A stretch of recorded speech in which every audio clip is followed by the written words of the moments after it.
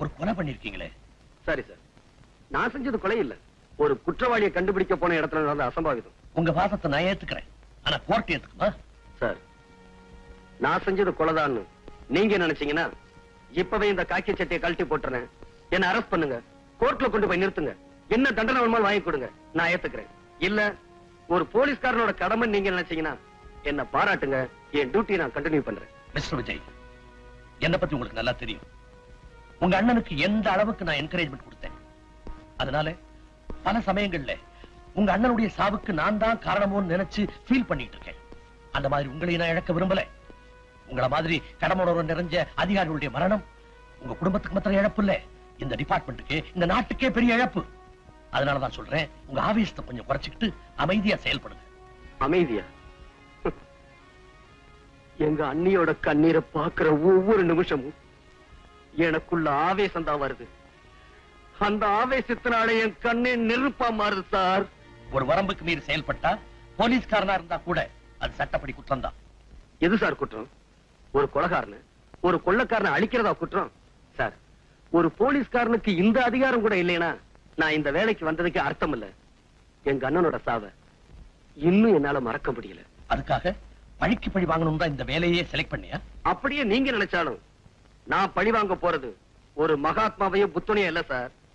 இந்த நாட்டையே சுடுகாடா மாத்திக்கிட்டு இருக்க சமுதாய விரோதிகளை, அவங்களுடைய அழிவு எனக்கு மட்டும் நிம்மதியை கொடுக்க போறதில்ல சார், இந்த நாட்டு மக்களுக்கு அமைதியை கொடுக்க போகுது. இப்ப சொல்லுங்க சார், ஒரு போலீஸ்காரனா இருந்து இந்த நல்ல காரியத்தை செய்யட்டுமா, இல்ல இந்த டிரெஸ் தூக்கி எறிஞ்சிட்டு ஒரு தனி மனுஷனா நின்னு என் கடமையை செய்யட்டுமா? Go ahead, Vijay. உன் சர்வீஸ் இந்த டிபார்ட்மெண்ட் இழக்க தயாரா இல்ல, அதே சமயத்துல உன் உயிரையும் இழக்க விரும்பல, அதை ஞாபகத்துல வச்சுக்க. என் கடமையை செஞ்சு முடிக்கிற வரைக்கும் அந்த கடவுள் கூட என்ன எதுவும் செய்ய முடியாது. வெரி குட், உன் தன்னம்பிக்கை ரொம்ப பாராட்டுறேன். Thank you sir. அண்ணி, நான் கொலை செஞ்ச என் தங்கச்சி சாவுக்கு காரணமா இருந்த என் கையாலையும் கழுத்தை நெரிச்சு கொண்டிருப்பேன். ஆனா ஓ அதிர்ஷ்டம், நான் காக்கி சட்டையில இருக்கேன். சட்டம் உன்னை தூக்கல ஏத்தல, இந்த சட்டையை கலட்டி எரிஞ்சிட்டு அதை நான் செய்ய தயங்க மாட்டேன். Success sir. அந்த ஸ்மக்லிங்க்கு யார் தலைவனோ அவனை நான் பிடிச்சிட்டேன். இத்தனை நாளா நடந்துகிட்டு இருந்த அக்கிரமத்துக்கெல்லாம் எவன் காரணமோ அவனை அரெஸ்ட் பண்ணிட்டேன். எங்க அண்ணனை எவன் கொண்டானோ அந்த கொலைகாரனை பிடிச்சு லாக்கப்ல தள்ளிட்டேன். யார சொல்றீங்க? The criminal bastard, godfather of rowdies, cancer of the society, சமுதாய விரோதி ராஜ்.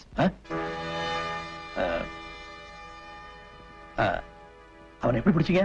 என்னையும் கொலை செய்ய அவன் திட்டம் போட்டிருந்தான். அந்த திட்டத்தோட எதிரொலிதான் உங்களுக்கு கிடைச்ச இன்ஃபர்மேஷன். அது உங்களுக்கு புரியல, நான் புரிஞ்சுக்கிட்டேன். அவன் என்கிட்ட மாட்டிக்கிட்டான். சார், இந்த காக்கி சட்டை போட்டிருந்ததுனாலதான் அவனை உயிரோட விட்டுட்டேன். இல்ல அந்த கொலைகாரனாய சல்லி சல்லி ஆக்கியிருப்பேன். காம் டவுன், ஐ சே காம் டவுன். இப்ப அவன் எங்க வச்சிருக்கீங்க? என் ஸ்டேஷன் லாக்கப்ல தான் சார் இருக்கான். அவனை சும்மா விடக்கூடாது. கோர்ட்ல நிறுத்தி அவனுங்க கூட்டாளிங்க யாரு, அவனுக்கு யார் பேக்ரவுண்ட், அவனுங்க எங்க இருந்தாலும் சரி, எந்த பதவியில இருந்தாலும் சரி, சட்டத்துக்கு முன்னால அடையாளம் காட்டி தூக்கலை ஏத்தணும் சார். அப்பத்தான் எங்க எரிஞ்சுக்கிட்டு இருக்க நெருப்பு அணையும். Don't get excited. மேல நடக்க வேண்டியதெல்லாம் நான் பாத்துக்கிறேன். நீங்க என்ன செய்றீங்க? பக்கத்து ரூம்ல போய் அமைதியா உட்கார்ந்து அங்க என்ன நடந்ததோ அதை டீடைல்டா ஒரு ஸ்டேட்மெண்ட் எழுதி என்கிட்ட கொடுங்க. போங்க.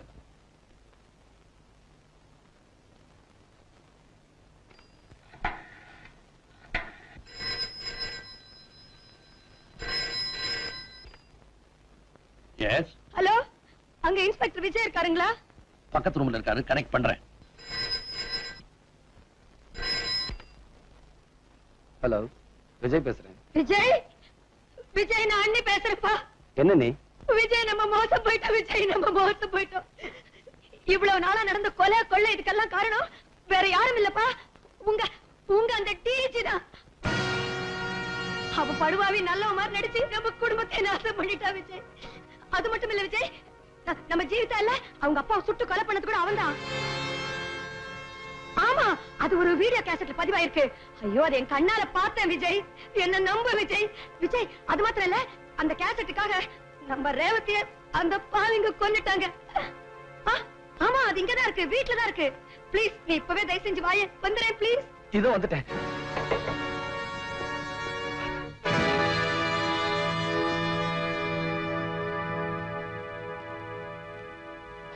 என்னப்பா நான் யாரு என்னன்னு உங்க அண்ணி டீடைல்டா சொல்லிட்டாங்களா? உங்க அண்ணி சொன்னதை உன்னால நம்ப முடியல. அவங்க சொன்னதெல்லாம் 100% உண்மை. Criminal bastard, godfather of the rowdies, cancer of the society அப்படின்னு அடிக்கடி நீ வர்ணனை பண்ணுவியே, அது வேற யாரும் இல்ல, சாட்சாத் நானே தான். நம்ம டிபார்ட்மெண்ட்ல உன்ன மாதிரி பிழைக்க தெரியாதவங்க நிறைய பேர், என்ன மாதிரி பிழைக்க தெரிஞ்சவங்க கொஞ்சம் பேர் தான். என்ன வேலையே பயிரமே இது நியாயமானு கேட்க போறியா? இல்ல சட்டத்தையும் ஒழுங்கையும் பாதுகாக்க வேண்டிய இந்த இடத்துலயே அதை குழி தோண்டி புதைச்சு சமாதி கட்டுறீங்களேன்னு வேதனைப்பட போறியா? தம்பி, சட்டம்ங்கிறது ஒரு இருட்டறை, அதுல போய் வெளிச்சத்தை தேடிக்கிட்டு இருக்கியே. சட்டம் ஒரு இருட்டறை தான், அதுல சாட்சியை தேடி அலைஞ்சுகிட்டு இருக்கிறதுக்கு நான் ஒண்ணும் கோலை இல்ல. நீதியின் மறுபக்கமா இருந்து எனக்கு நானே நீதிபதியா வெற்றி எனக்குத்தான் மிஸ்டர் ராமதுரை.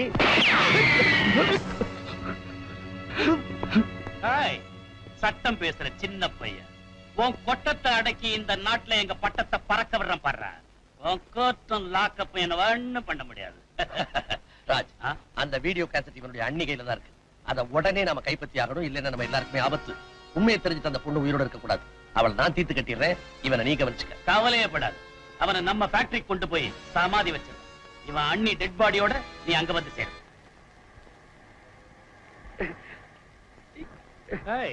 சின்ன பையன், உன்ன மாதிரி திமிர் பிடிச்ச அதிகாரிகளை சாகடிக்கிறதுக்கு நான் முன்ன மாதிரி ஆட்கள் வச்சுக்கிறது இல்ல, புதுசா மிஷின்களை வச்சுக்கிட்டு. அந்த சுவிட்ச போட்டா அந்த கல்லு அறுபடுற மாதிரி கொஞ்ச நேரத்துல நீ அறுபட போற. இது வரைக்கும் உருளைக்கிழங்கு சிப்ஸ் தான் பார்த்திருக்கிறேன், இப்போ உன்னை சிப்ஸா போட போறேன். போடவா?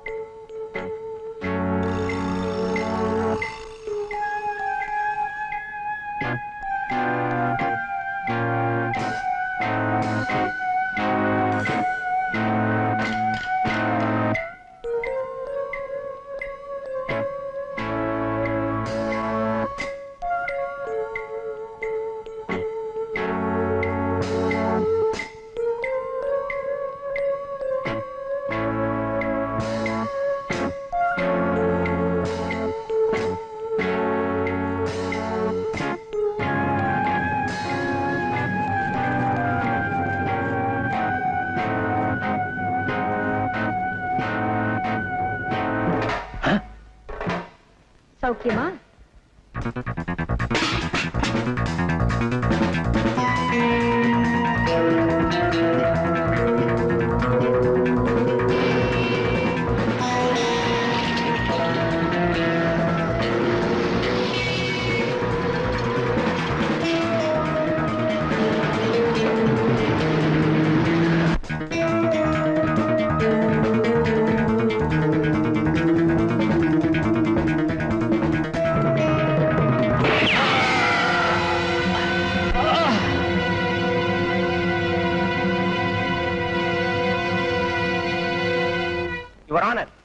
மிஸ்டர் விஜய் செஞ்ச கொலைகளுக்கு கணக்கே கிடையாது. காக்கி சட்டையை போட்டுக்கிட்டு காட்டுல மிருகங்களை வேட்டையாடுற மாதிரி நாட்டுல தனக்கு வேண்டாதவங்களை எல்லாம் சுட்டுக் கொள்றதுதான் இவருக்கு தொழில் நினைக்கிறேன். பட்ட பகல்ல கோர்ட்டுக்குள்ளேயே ஒரு கொலையை செஞ்சிருக்காருன்னா இவருடைய அராஜகத்துக்கு வேற சாட்சியே தேவையில்லை. ஆகவே இந்த கொலைகாரனுக்கு அதிகபட்ச தண்டனை வழங்க வேண்டும் என்று கேட்டுக்கொள்கிறேன். இந்த குற்றச்சாட்டுகளுக்கு நீங்க ஏதாவது பதில் சொல்ல விரும்புறீங்களா? இல்ல சார், நான் சட்டத்தை மதிச்சு வாழ்ந்துகிட்டு இருந்தவன். அந்த சட்டம் செத்துறக்கூடாதுன்னு போராடிக்கிட்டு இருந்தவன், சட்டப்படி என் கடமையை செஞ்சுக்கிட்டு இருந்தவன். அதனால அந்த சட்டம் என்ன தண்டனை கொடுத்தாலும் அதை ஏத்துக்க நான் தயாரா இருக்கேன். உங்களுக்காக வாதாட வக்கீல் யாராவது இருக்காங்களா? ஒரு மனுஷன் பிறக்குறான், வாழுறான், சாகுறான்னு இல்லாம அவன் வாழ்க்கை ஒரு சரித்திரமா அமையணும்னு எங்க அண்ணன் அடிக்கடி சொல்லுவாரு. அப்படி ஒரு சரித்திரத்தை என்னால எழுத முடியலனாலும் எங்க அண்ணனோட ஆத்மா சாந்தி அடையக்கூடிய விதத்துல நான் ஒரு சாதனை செஞ்சிருக்கேன்னு நினைக்கிறேன். இதுக்கு மேல வாழணும்னு ஆசைப்படல. அதனால வக்கீல் வச்சு வாதாடி என் உயிரை காப்பாத்திக்க நான் விரும்பல. Excuse me your honour, mister விஜய்க்காக நான் வாதாட வந்திருக்கிறேன். ஒரு அரசாங்க வக்கீல் எதிர்தரப்புல வாதாடக்கூடாதுன்னு உங்களுக்கு தெரியாதா? சாரி யுவர் ஆனர், அரசாங்க வக்கீல்ன்ற பதவியை நேத்தே நான் தூக்கி எறிஞ்சிட்டேன். எஸ் யுவர் ஆனர், ஒரு நிரபராதி தண்டிக்கப்படக்கூடாதுன்ற ஆசையில இந்த கர்ம வீரனை எப்படியாவது காப்பாத்தி ஆகணும் என்ற வெறியில என் வேலையை நான் ராஜினாமா பண்ணிட்டேன். இப்போ ஒரு சாதாரண வக்கீல கேட்கிறேன், இவருக்காக வாதாட எனக்கு அனுமதி கொடுக்கணும். Yes, you can proceed. Thanks your honour. அரசாங்க வக்கீல் நண்பர் வேதாச்சலம் கூண்டுல நிக்கிறது யாருன்னு கூட தெரிஞ்சுக்காம கண்ணை மூடிக்கிட்டு குற்றங்களை அடிக்கிட்டே போயிட்டார். நான் ஒரு அரசாங்க வக்கீல், என் கடமையைத்தான் நான் செய்யறேன். எது சார் உங்க கடமை?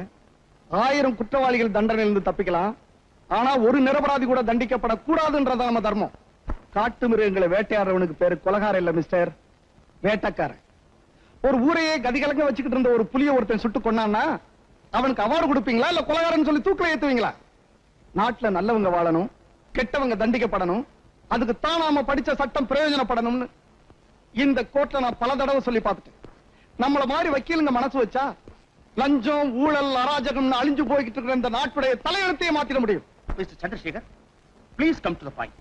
எஸ் யுவர் ஆனர், பொதுமக்களுக்கு காவலா இருக்க வேண்டியதுதான் இந்த காவல்துறை. இந்த டிபார்ட்மெண்ட்டுடைய deputy inspector general mister Ramadurai யாரு? கொள்ள கூட்டத்துக்கு தலைவன், கொலைகாரப்பாவிகளுக்கு சீஃப், கள்ளக்கடத்தலுக்கு பாஸ்.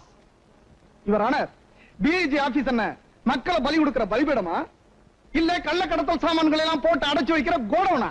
அவர் மேல இவ்வளவு குற்றச்சாட்டுகளை சொல்றீங்களே, இதுக்கு உங்ககிட்ட ஏதாவது ஆதாரம் இருக்கா? இருக்கு யுவர் ஆனர். டிஐஜி ராமதுரை ஒரு கொலைகாரன். அதுக்கு சாட்சி அவர் ரத்னசாமியை கொலை செய்யும் போது எடுக்கப்பட்ட இந்த வீடியோ கேசட். ராமதுரை ஒரு கொள்ளக்காரன், ஒரு கடத்தல் மன்னன். இதுக்கெல்லாம் சாட்சி இந்த ஃபைல்ல இருக்க ரெக்கார்ட்ஸ்.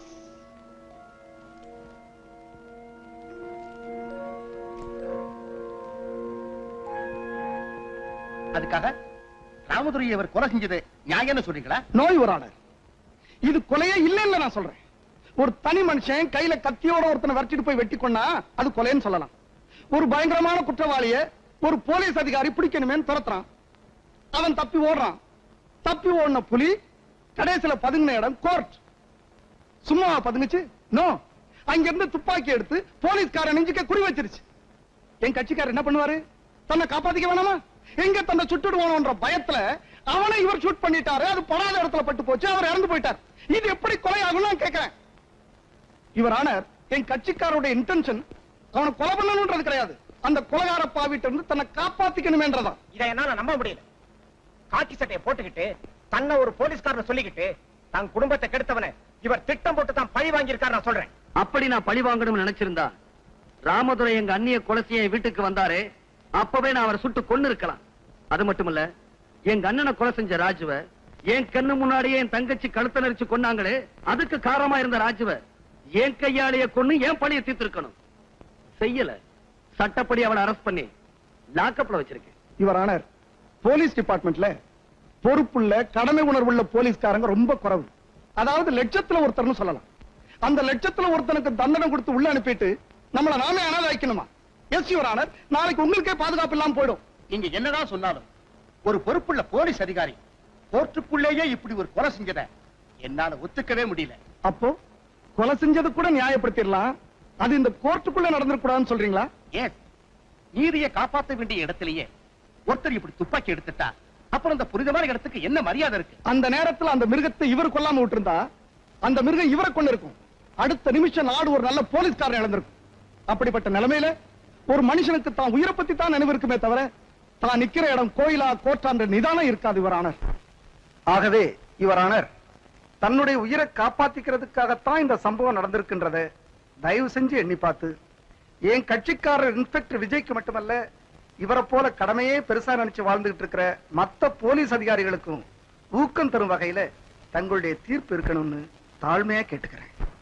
இந்த வழக்கை பொறுத்தவரை சந்தர்ப்ப சூழல்களை வைத்து பார்க்கும்போது குற்றஞ்சாட்டப்பட்ட இன்ஸ்பெக்டர் விஜய் தன் கடமைக்காகவும் அதே நேரத்தில் தற்காப்புக்காகவும் தான் இதை செய்தார் என்பதும் நியாயமானதாக ஏற்றுக்கொள்ளப்பட்டதால் மிஸ்டர் விஜய் அவர்களை குற்றவாளி அல்ல என்று தீர்மானித்து விடுதலை செய்கிறேன்.